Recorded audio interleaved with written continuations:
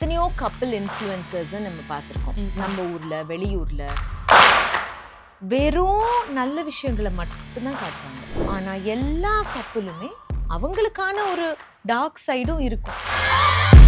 எனக்கு தெரிஞ்ச நிறைய கப்பிள் அவங்க வெளியில காட்டுற விஷயமே எல்லாம் போய் ஃபேக் ஆக்டிங், கண்டென்ட்டுக்காக, லைக்ஸுக்காக, அதுல இருந்து ஃபாலோவர்ஸ் நிறைய வரணுங்கிறதுக்காக எல்லாரையும் சேர்த்து வைக்கிறது மட்டுமே என் வேலை கிடையாது. சில நேரங்கள்ல ஐயோ இவங்க சேர்ந்து வாழ்ந்தா எனக்கு பிரச்சனை வந்துரும் போல இருக்கு, டிப்ரெஷன் வந்துரும் போல இருக்கு. மேம், லவ் எக்ஸிட் ஆயிடுச்சா? லவ் செத்து போச்சா அப்படி கேட்டீங்கன்னா இட்ஸ் அன் இமோஷன். அது என்னைக்குமே செத்து போகாது. பயம் மாதிரி, சிரிப்பு மாதிரி, கோபம் மாதிரி லவ் இஸ் அன் இமோஷன். மனுஷன் உயிரோட இருக்கிற வரைக்கும் லவ்னு ஒன்று இருக்கும். Overly spending time with each other. நீங்க என்னதான் கப்பிளா இருந்தாலும் ஒரு 20 நிமிஷம், 30 நிமிஷம், 1 மணி நேரம் ஃபோன் பேசலாம். நீங்க டெய்லி 5 மணி நேரம் ஃபோன் பேசுறது, அப்புறம் நீ சாப்பிட்டியாமா, நீ தூங்கினியாமா, ட்ரஸ்ட் இருக்கணும், ரெஸ்பெக்ட் இருக்கணும், இதெல்லாம் இருக்கணும். இதெல்லாம் இல்லாம சின்ன சின்ன விஷயத்துக்கே ஒருத்தர் கேவலப்படுது. anything on the internet or anything in the social media, in your WhatsApp group, மற்றவங்களுக்கு இது ஜஸ்ட் ஒரு நியூஸ். உங்களை அது எந்த அளவுக்கு பாதிக்குதோ அவங்கள அதே அளவுக்கு பாதிக்கணுங்கிறது கட்டாயமே கிடையாது.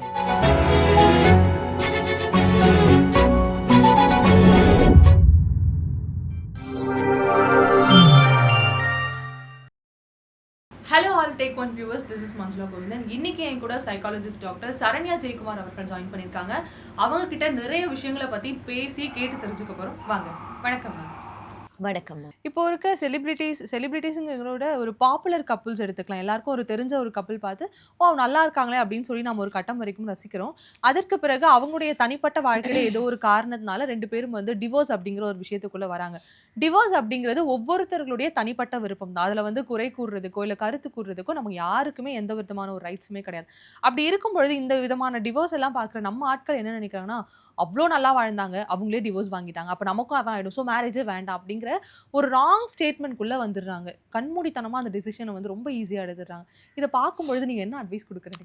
எத்தனையோ கப்பிள் இன்ஃப்ளூயன்சர்ஸை நம்ம பார்த்துருக்கோம். நம்ம ஊர்ல வெளியூர்ல வெறும் நல்ல விஷயங்களை மட்டும்தான் காட்டுவாங்க.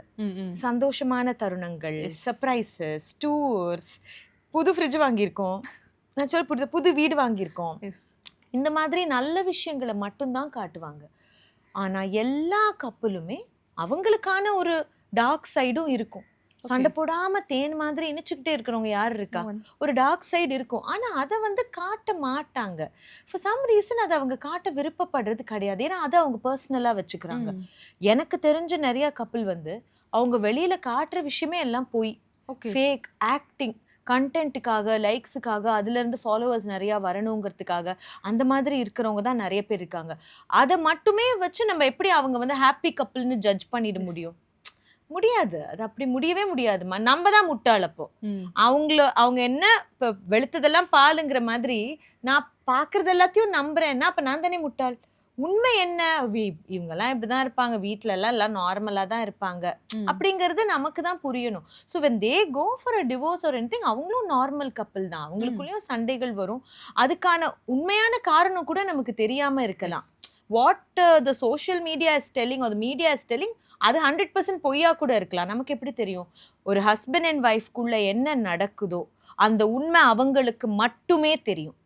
சுத்தி இருக்கிற நண்பர்களுக்கும் தெரியாது, அம்மா அப்பாவுக்கும் தெரியாது, பிள்ளைங்களுக்கும் தெரியாது, யாருமே அதுல கருத்து சொல்ல முடியாது. அந்த மாதிரி ஒரு இன்டிமேட் ரிலேஷன்ஷிப் அது.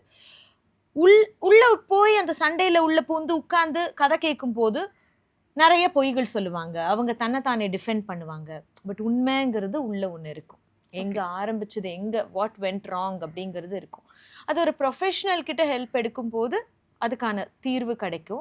அப்படி இல்லை வெறும் சொந்தக்காரங்க ஃப்ரெண்ட்ஸ் மட்டுமே தான் பஞ்சாயத்து பண்றாங்க அப்படின்னா அதுல நிறைய பொய்கள் தான் வரும். சரி, ஆனா நான் என்ன நினைக்கிறேன், உங்களுக்கு சேர்ந்து வாழ முடியுதுன்னா முடிஞ்ச அளவுக்கு சேர்ந்து வாழ்ந்துடணும். இன்ஃபேக்ட் குழந்தை எல்லாம் இருந்துச்சுன்னா அந்த குழந்தைக்காகயாவது சேர்ந்து வாழணும். பட் இது எல்லாமே தப்பாவே போகுது, எத்தனை அட்டம் பண்ணாலும் இது சரி வர மாட்டேங்குது அப்படின்னா தயவு செஞ்சு பிரிஞ்சு போயிடுங்க. அது நல்லது. எங்களோட கிளினிக்கு வரவங்க எல்லாரையுமே நாங்கள் சேர்த்து வைக்கிறோமா? கிடையாது. சில பேர் வெரி குட், நீங்கள் ஒருத்தர் அசிங்கப்படுத்திக்காம அவமானப்படுத்திக்காம குழந்தைகளை பாதிக்காம எப்படி நல்லபடியா பிரிஞ்சு போறதையும் கவுன்சிலிங்ல நாங்க சில நேரங்கள்ல சொல்லுவோம்.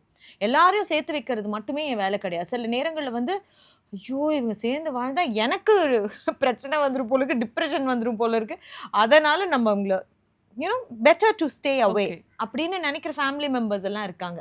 ஸோ அவங்க வந்து கேட்கும்போது we analyse and then will say இல்லை நீங்கள் இப்படி இருக்கிறதே பெட்டர் இல்லை, அதை வந்து குழந்தையில பாதிக்காம குழந்தைகளுக்கு எப்படினாலும் நீங்கள் பிரிஞ்சு போகலாம், ஆனால் குழந்தைக்கு நீங்கள் தானே அம்மா அப்பா, அதை நீங்கள் மாற்ற முடியாது, you cannot change that. So அந்த லெவல் ஆஃப் கோ பேரண்டிங் எல்லாம் கண்டிப்பாக யூஎஸ்ல ரொம்ப நாள் முன்னாடி இருந்தது, இன்னைக்கு நம்ம ஊர்லேயும் இருக்கு. ஓகே மேம், லவ் எக்ஸிட் ஆயிடுச்சா? பிகாஸ் வந்து நிறைய ரிலேஷன்ஷிப்பில் மென் ஆர் விமன் இல்லை 2 பேருமே கூட ரொம்ப டாக்ஸிக்காக பிஹேவ் பண்ணுறதை பார்த்துருக்கோம். நீங்கள் சொன்ன மாதிரியே ஒரு சண்டை, ஒரு சின்ன பிரச்சனை வந்துச்சு அப்படின்னா அவங்களுடைய கேரக்டரை மொத்தமாக கீழே இழுத்து போட்டு அப்படி ஒரு பூகம்பத்தையே உருவாக்கிடுறாங்க, மொத்தமாக ஸ்பாயில் பண்ணிடுறாங்க அவங்களுடைய கேரக்டரை. இது நார்மலாக இது ஆக்சுவலாக சமீப காலங்களாக அது வந்து ரொம்ப அதிகரிச்சிருக்குன்னு தான் நான் சொல்லணும். முன்னாடி இந்த மாதிரி இல்லை. டெஃபினெட்லி லவ் வந்து செத்து போச்சா அப்படி கேட்டிங்கன்னா இட்ஸ் அன் இமோஷன்.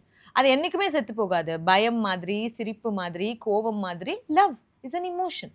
மனுஷன் உயிரோடு இருக்கிற வரைக்கும் லவ்னு ஒன்று இருக்கும், அது இல்லாமல் போகாது. பிகாஸ் அது நம்ம உடம்புல இருக்கக்கூடிய ஆக்சிடோசின், வாசோப்ரெசின் எல்லாம் சேர்ந்து வேலை செய்யும் போது வரக்கூடிய ஒரு இமோஷன், அது வரும். ஆனால் அதை கன்சிஸ்டண்ட்டாக மெயின்டைன் பண்ணுறது நம்ம நிறைய பேர் பண்ணுறது கிடையாது. அதுதான் அங்கே வர்ற பிரச்சனை. Overly spending time with each other. நீங்கள் என்னதான் கப்பிளாக இருந்தாலும் ஒரு 20 நிமிஷம் 30 நிமிஷம் 1 மணி நேரம் ஃபோன் பேசலாம். நீங்கள் டெய்லி 5 மணி நேரம் ஃபோன் பேசுறது, அப்புறம் நீ சாப்பிட்டியாம்மா, நீ தூங்கினியாம்மா, இப்படி இது கன்சிஸ்டண்ட்டாக நீங்கள் வாழ்க்கை ஃபுல்லாக பண்ண முடியாது. Okay, you cannot do. இன்னைக்கு இருக்கிற லைஃப் ஸ்டைலில், இன்னைக்கு இருக்கிற வேலையில் வந்து இந்த மாதிரி இருக்க முடியாது. ஒரு காலத்தில் இருந்தாங்க, ஆனால் இப்போ இருக்க முடியாது. அப்போ என்ன ப்ராக்டிக்கலோ அதை அண்டர்ஸ்டாண்ட் பண்ணணும்.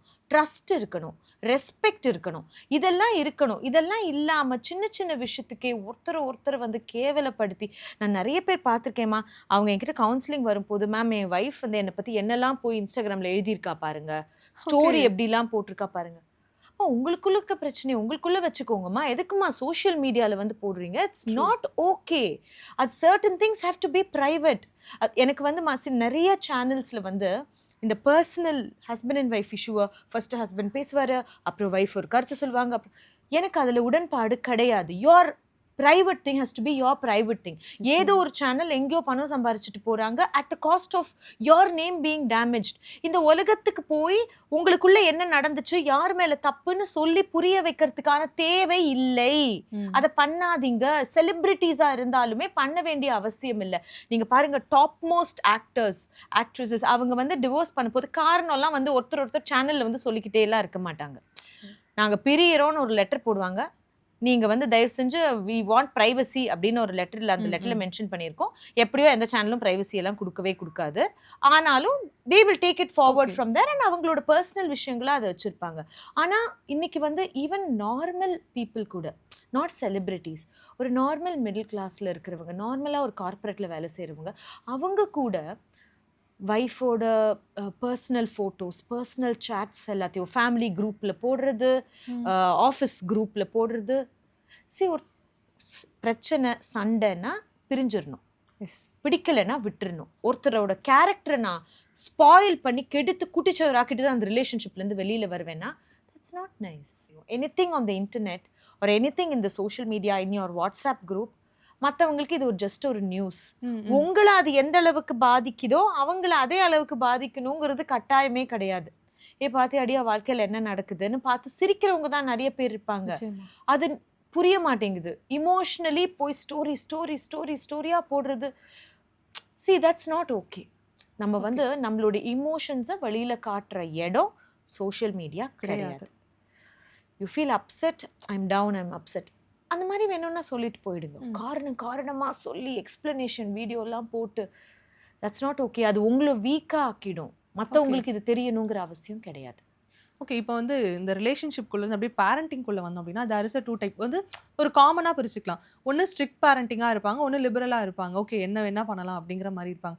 இப்போ நிறைய பேர் சொல்கிற விஷயம் என்ன அப்படின்னா, ஸ்ட்ரிக்ட் பேரண்டிங்கே எவ்வளவோ பெட்டர், லிபரலாக இருக்கிறது ரொம்ப டேஞ்சர் அப்படிங்கிறாங்க இந்த ஜென்ரேஷனில். ட்ரூவா?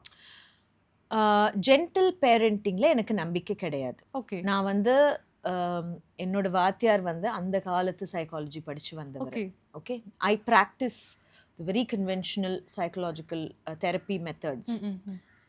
எங்களை பொறுத்த வரைக்கும் gentle parenting is a failure. அப்போ என்ன ஒர்க் பண்ணும், ஸ்ட்ரிக்ட் ஒர்க் பண்ணுமா அப்படின்னு நீங்கள் கேட்டிங்கன்னா, நீங்கள் 2 வகை சொல்கிறீங்கம்மா. நான் வந்து அது ஒரு 4 வகையாக பிரிக்கிறேன். ஓகே, ஃபர்ஸ்ட் வந்து அத்தாரிட்டேரியன் பேரண்டிங்னு சொல்லுவோம். அத்தாரிட்டேரியன் பேரண்டிங்னா என்ன? எங்கள் அப்பா எனக்கு எனக்கு எனக்கு செய்த ஒரு பேரண்டிங் மெத்தட். ஓகே, எங்கேயும் வெளில போக முடியாது, எந்த பர்த்டே பார்ட்டிக்கும் போக முடியாது, ஸ்கூலுக்கு போ, ஸ்கூல் விட்டா வீடு, நான் சொல்ற இடத்துக்கு நான் சொல்ற ட்ரெஸ்ஸை போட்டுட்டு வரணும், உன் இஷ்டத்துக்குலாம் நீங்க ட்ரெஸ் பண்ண முடியாது, ஏன்னு கேள்வி கேட்க கூடாது, படிக்கிறது மட்டும்தான் உன் வேலை, அதை நீ செய். நாங்கள் வாய் மூடிட்டு அதை செய்தோம். அதை அத்தாரிட்டேரியன் பேரண்டிங்னு சொல்லுவோம். அது எனக்கு நன்மை செய்துதா? கண்டிப்பா எனக்கு நிறைய டிசிப்ளின் கொடுத்துச்சு வாழ்க்கையில. ஆனா ஒரு இடத்துல வந்து நான் இண்டிபெண்ட்டாக இருக்கணும் அப்படின்னு நான் நினைக்கும் போது நான் ரொம்ப டிஃபிகல்ட்டாக ஃபீல் பண்ணேன். ஏன்னா I was always surrounded, protected. ஒரு ஃபென்ஸ் போட்ட செடி மாதிரி நல்லா வளரும் அந்த செடி, ஆனால் தனக்கு ஒரு நம்பிக்கை இல்லாமல் இருக்கும். அதை நான் ஏற்படுத்திக்கிறதுக்கு ரொம்ப டிஃபிகல்ட்டாக இருந்தது. அதை நான் ட்ரை பண்ணி கொண்டுட்டு வந்தேன். எனக்கு வந்து ஜட்மெண்ட் ஆஃப் பீப்புள் அவ்வளோ ஈஸியாக சின்ன வயசில் வராது. ஏன்னா எல்லா முடிவுகளும் எனக்காக எங்கள் அம்மா அப்பா தான் எடுப்பாங்க. அப்போ நான் சில தவறான நபர்களை சந்திச்சதோ முடிவெடுத்ததோ கிடையவே கிடையாது. அப்படி ஒரு விஷயம் எங்கள் வாழ்க்கையில் நடந்தது கிடையாது. அப்போ எனக்கு அது ரெசிலியன்ஸை கொஞ்சம் கொடுக்காம போணுச்சு அப்படின்னு தான் நான் சொல்லுவேன். இது அத்தாரிட்டேரியன் பேரண்டிங். இதை நான் இன்னைக்கு ஃபாலோ பண்ணா அம்மா வேலையை பற்றி போமான்றோம் பிள்ளைங்கெல்லாம். நோபடி வில் லிசன், மதிப்பு இல்லாமல் போயிடும் வீட்டில். அடுத்தது இக்னோரண்ட் பேரண்டிங். இக்னோரண்ட் பேரண்டிங்னா நானும் பிஸியாக இருக்கேன், என் ஹஸ்பண்டும் பிஸியாக இருக்காங்க, எங்கள் வேலையில் நாங்கள் ரொம்ப பிஸியாக இருக்கோம், குழந்தை ஏதோ வளருது, நானிக்கிட்ட ஏதோ ஒன்று வளருது. ஓகே, அது என்ன பண்ணுதுன்னே தெரியாமல் எப்படி அதுக்கு நீங்கள் நல்லது கெட்டது சொல்லி கொடுத்து வளர்க்க முடியும்? அதை நான் ஆடா நாய்க்குட்டியா? நிச்சயமா human being. There are so many emotional, social, personal things that you have to teach your child. அது இல்லாமல் போச்சுன்னா என்ன? That also is a failure. அடுத்தது பெர்மிசிவ் பேரண்டிங். அதுதான் இந்த ஜென்டில் பேரண்டிங். என் குழந்தை என்ன பண்ணாலும் நான் பண்ண விடுவேன். ஐயோ சோ ஸ்வீட், வக்கீல் போய் எல்லாத்தையும் அடிச்சுட்டு வந்துருவாங்க, கோவக்காரன் அவங்க அப்பா மாதிரியே, இப்படின்னு சொல்றவங்களாம் இருக்காங்க. What are you doing as a parent? என் குழந்தை வந்து ஃபுல் டைம் வெறும் ஃபோனு தான் ஸ்கூல் விட்டு வந்தா. இதெல்லாம் சின்ன வயசுல சொல்றதுக்கு நல்லா இருக்கும்மா, டீனேஜ் வரும் போது எவ்வளோ பிரச்சனை வருதுன்னு பாருங்க. இன்னைக்கு லைன் கட்டி நிற்கிறாங்க என்னோட கிளினிக்ல. என் பையன் வந்து என் சொல் பேச்சு கேட்க மாட்டேங்கிறான், என்னை மதிக்க மாட்டேங்கிறான். டீனேஜ் சில்ட்ரன், கேர்ள்ஸ் வந்து ஃபோனை பிடுங்குனா கோவத்துல கதவை அடிச்சு உடைக்கிறாவ. இந்த மாதிரி கேசஸ் எல்லாம் நடக்குது. இது எல்லாமே பெர்மிசிவ் பேரண்டிங்கோட சைடு எஃபெக்ட்ஸ் வரத்தான் செய்யும். உங்களால ஹேண்டிலே பண்ண முடியாது. சரி, நான் இந்த குழந்தை வந்து டேண்ட்ரம் த்ரோ பண்ணுறது, அன்னெசரியாக டேண்ட்ரம் த்ரோ பண்ணால் போய் உட்காந்து oh how are you feeling today. It does not work like that. நிறையா லைஃப் கோச்சஸ், சைல்ட் சைக்காலஜிஸ்ட்னு செல்ஃப் கிளைம் பண்ணிக்கிறவங்க நிறைய பேர் இந்த மாதிரி தப்பாக சொல்லி கொடுக்குறாங்க. தயவு செஞ்சு அதை பண்ணாதீங்க. Okay, some days are bad days in a child's head, some days are good days. அந்த குழந்தைக்கு பேசக்கூடிய அந்த வாய்ப்பை கொடுக்காதீங்கன்னு நான் சொல்லலை. ஆனால் ரூல்ஸ் அப்படிங்கிறது, கிரவுண்ட் ரூல்ஸ் அப்படிங்கிறது வீட்டில் இருக்கணும். அதுதான் நான் கடைசியா சொல்ல போறேன், இந்த அத்தாரிட்டேட்டிவ் பேரண்டிங்.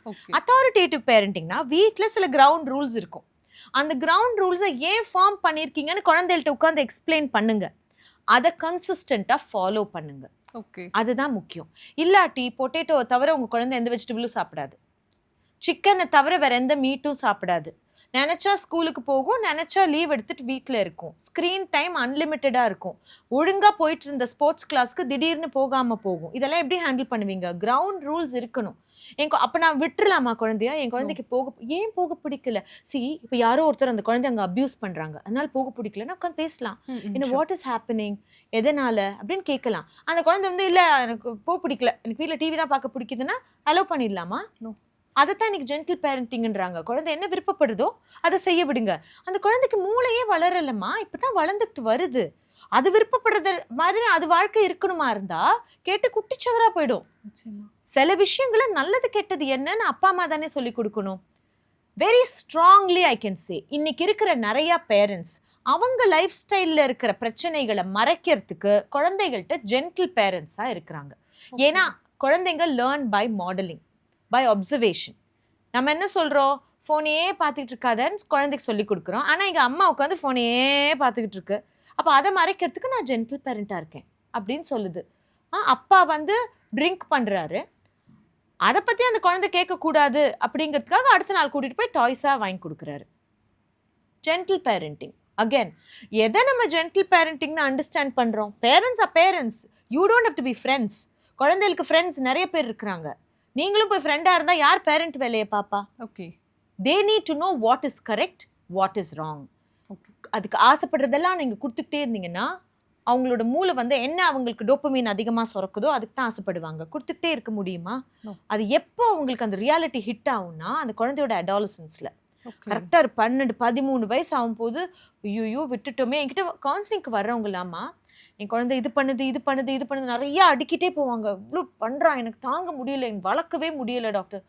சரி, எத்தனை நாளாக பண்ணுது? 5 வருஷமாக பண்ணுது, 6 வருஷமாக பண்ணுது. இத்தனை நாளாக நீங்கள் என்ன பண்ணிட்டு இருந்தீங்க?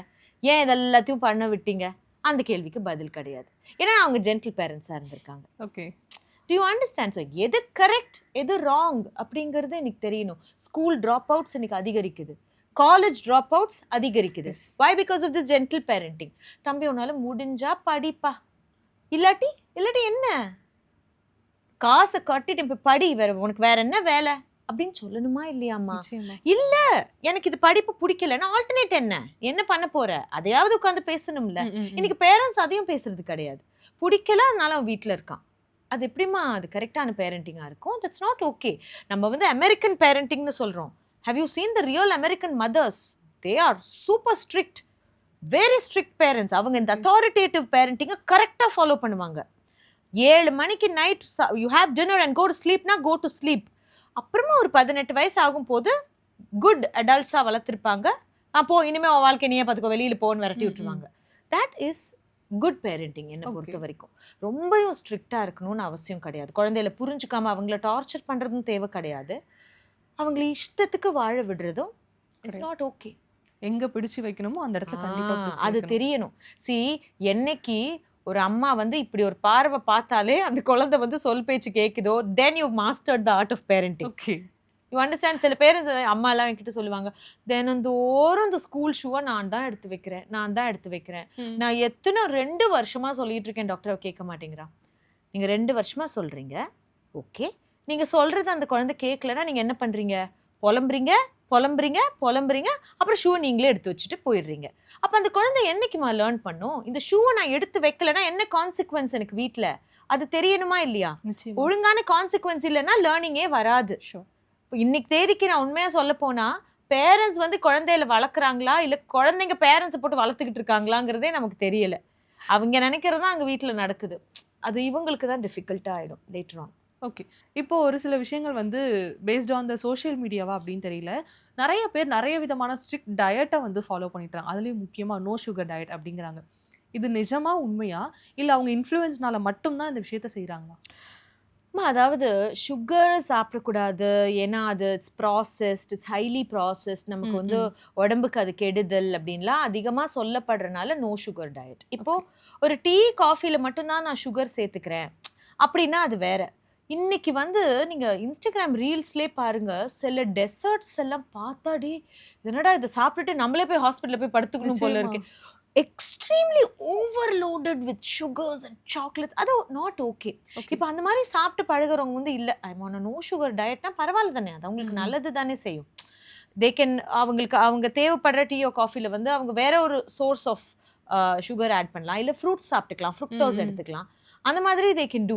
சுகர் வந்து உடம்புக்கு கண்டிப்பாக தேவையான ஒரு பொருளா அப்படின்னு கேட்டிங்கன்னா அது சுத்தமாக எடுத்துக்காமல் இருக்கிறவங்களே இருக்காங்க. I am also one such case. I don't என்னைக்காவது தான் ஐ டேக் சுகர்ஸ். எனக்கு டீ காஃபி குடிக்கிற பழக்கம் இல்லை, நான் அதனால எனக்கு சுகர் எடுத்துக்கிற பழக்கம் இல்லை. அதிகமாக சுகர்ஸ் எடுத்துக்கும் போது ஏஜிங் ஹேப்பன்ஸ்.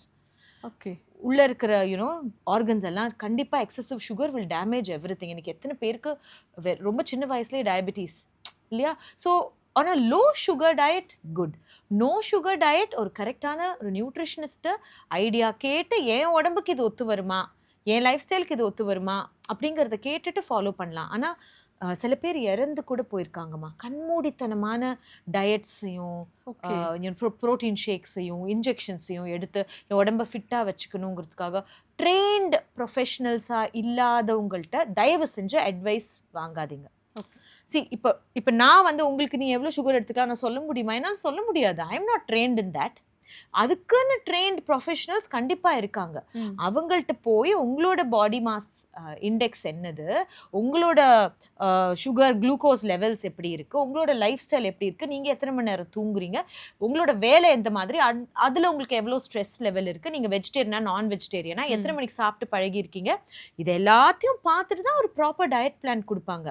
யாரோ ஒருத்தர் வந்து சோஷியல் மீடியால வந்து இதை நீங்க பண்ணுங்க அப்படிங்கறனால எல்லாருக்குமே அது ஒத்து வருமானா அது ஒத்து வராது. It's person to person. So ஒரு ப்ரொஃபஷனல் கிட்ட ஹெல்ப் எடுத்து டயட் ஃபாலோ பண்றது பெட்டர். ஏதோ ஒன்றுத்துல வீடியோவில் பார்த்துட்டு அப்படியே ஃபாலோ பண்றது இஸ் நாட் ஓகே. கண்மூடித்தனமா எந்த ஒரு விஷயத்தையும் ஃபாலோ பண்ணக்கூடாது.